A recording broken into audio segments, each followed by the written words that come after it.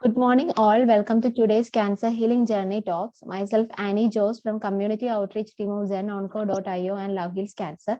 Cancer Healing Journey Talks helps cancer survivors and caregivers to share their journey with vast number of survivors and caregivers who have traveled or been traveling through this journey. This can inspire and motivate them for their faster recovery as well. I would like to introduce today's speaker, Humberto De Santiago. He's a brain cancer survivor. Welcome, Humberto, to today's session. Hi.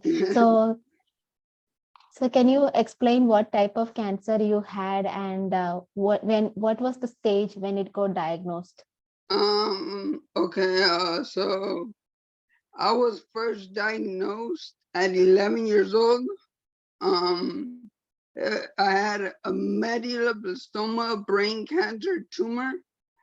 Uh, it's common in young boys, young men at 11 years old. That's what I had. And after I reached the end of treatment, I was good. I went on back to school, and then I went to high school, and then I went on to college, and I graduated college, and then like weeks after I graduated college, I got diagnosed again with medulloblastoma, but it wasn't just one tumor; it was multiple tumors. Some in my head, and some on my lower spine. So it was more drastic the second time. So, do you remember anything like how was your feeling when you came to know that you were diagnosed with cancer? Um, the first time it was more of an eye opener to me. It was like I never knew what cancer was.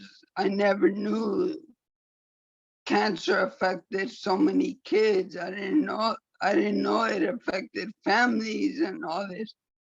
And then once I saw that there was hospitals full of cancer patients, it opened up my eyes. I'm like, oh wow, this is wow, this is very bad. Like I didn't know that so many people get cancer.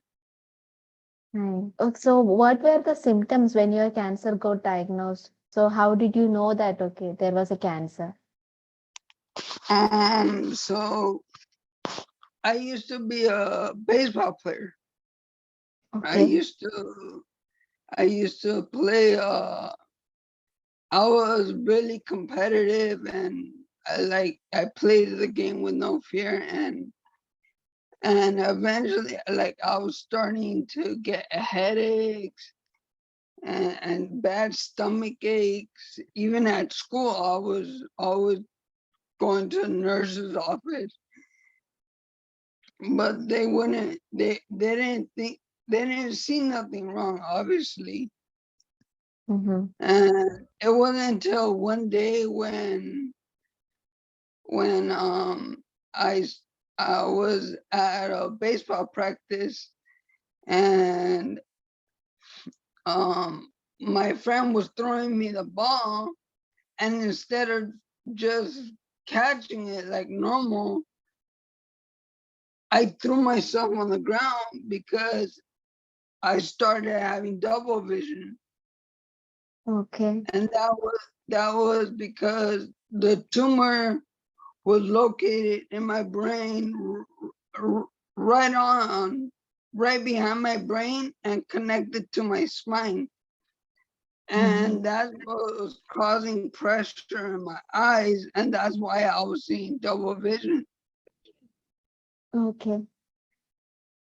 So, how did your family took the news?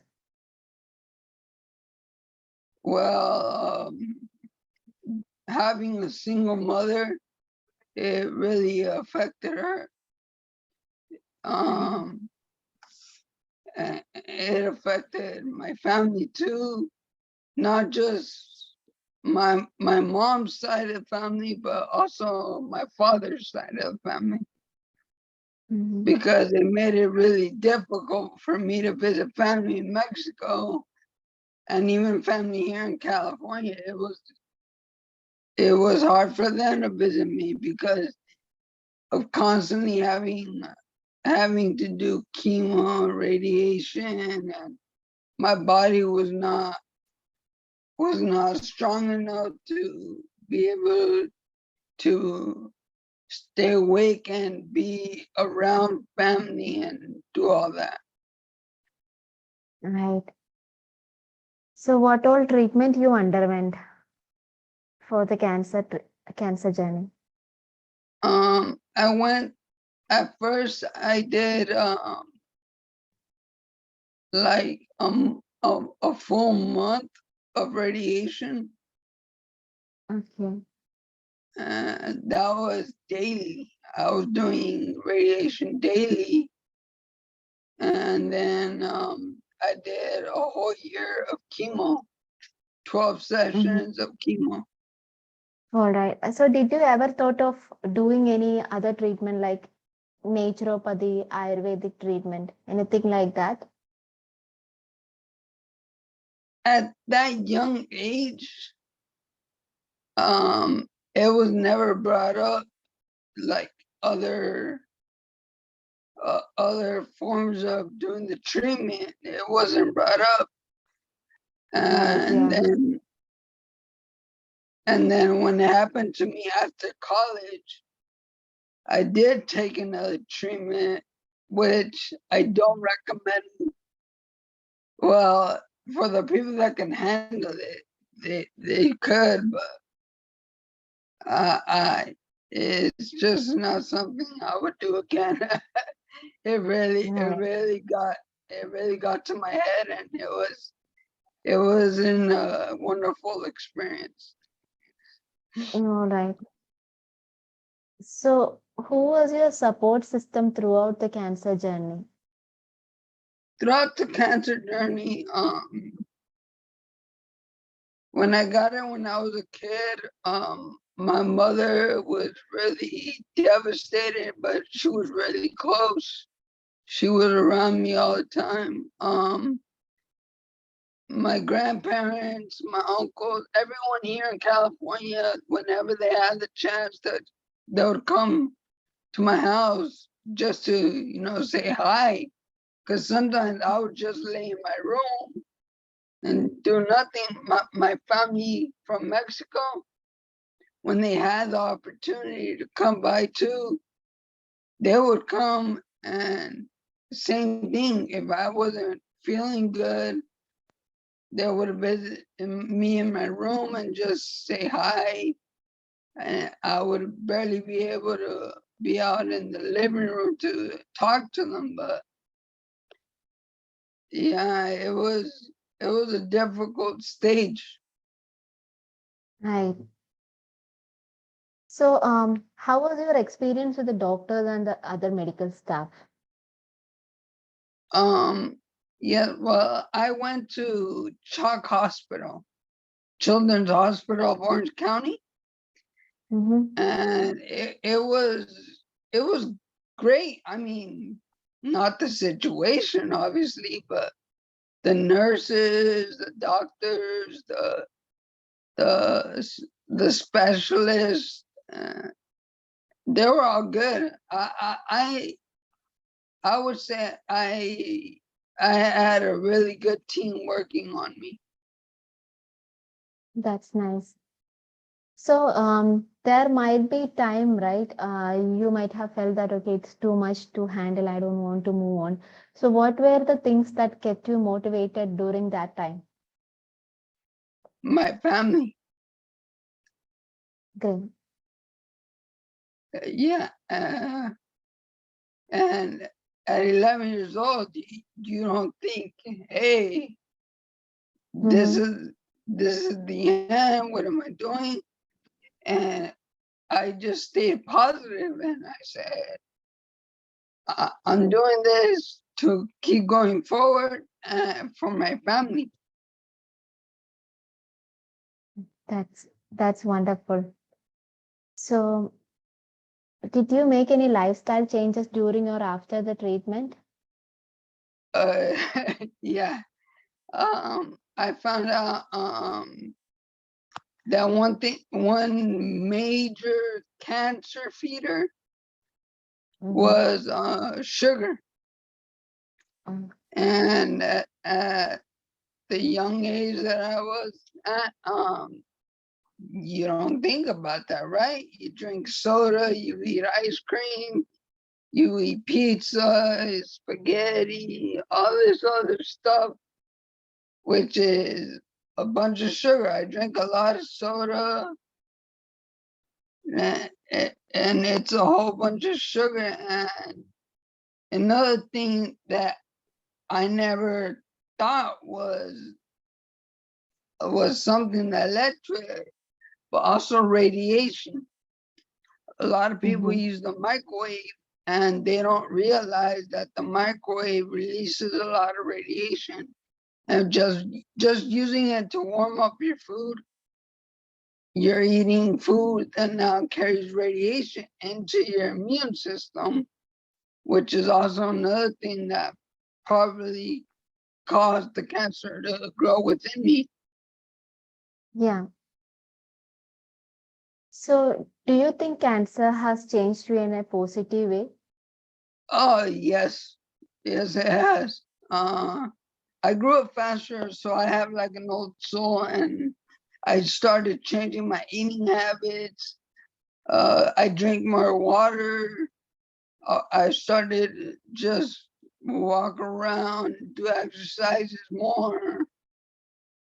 I let go of sugar, soda, candies, and all that time. I think things I took for granted. I I I I, I thought about, no, you know what? You can't take these things for granted. Every day's a blessing. Every day's you gotta thank God for the days you got, and you know appreciate what the time you have with family, with friends. Enjoy it, because you never know. In a snap, it could be gone. You never know. Yeah, very true. So, what will be your message to survivors and caregivers out there? Uh, yeah. Enjoy your time with family. Uh, value every minute you can. Um, stay away from sugar. That's a big thing. um, stay hydrated. Drink water. Find find things that you can change to, instead of drinking soda, drink juices at home. um don't eat so much sugar. Don't go for the ice creams, and change your eating habits. Do more exercise, work out. Even if it's just walking, do that. All right. So, how did you overcome your treatment side effects? So, you might be having lots of side effects for your treatments, right? So, how did you overcome all those things? Yes. Rest a lot. um Having to rest a lot, and drinking a lot of water, because a lot of people don't know chemo really wears you down. Right. Yeah, so you gotta do whatever you can to stay motivated to to to want to keep going, to overcome this sickness. Yeah, right. So, did you join any support group throughout your treatment? Yes, I did. I joined AYA, the Mhm. Adolescent Youth and Young Adults. And yeah, it was similar. Other cancer patients, that what I had, or others had leukemia, or liver cancer, or yeah, there were. They gave me insights in how they dealt with it. And I shared with them how I dealt with it. So it was it was like looking in the mirror, but with another person telling you and you telling them. So there are lots of negative thinkings going on regarding various types of cancer around the world. So people are still negative about cancer. So what do you think about uh, I mean those negative thinkings, and how much do you think we should provide awareness to the public regarding different types of cancer?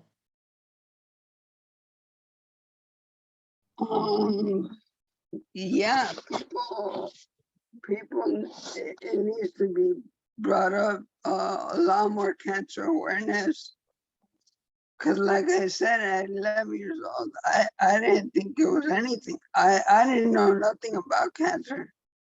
And yeah, more people need to be aware, because it's something you don't want to be part of. But if there's any way you can help, it, support, and be there for friends, be there for the family, help support them. Anything, any little help is help, but help out when you can. Mhm. That's great. So one last question, Humberto. So if you had to sum up your whole journey in one sentence, what would that be? Like your And motivational sentence. I would say God challenges his strongest warriors, and that's why he gave you a battle that you can overcome, Mhm. and you will overcome. He wouldn't challenge you unless he knew you could handle it. That's great. So thank you so much, Humberto. It was a really good session, and I'm pretty sure that this session will really motivate people who out there who is currently traveling through the journey. Thank you so much once again. Thank you. And remember, guys, never give up. Never give up. Sure. Thank you.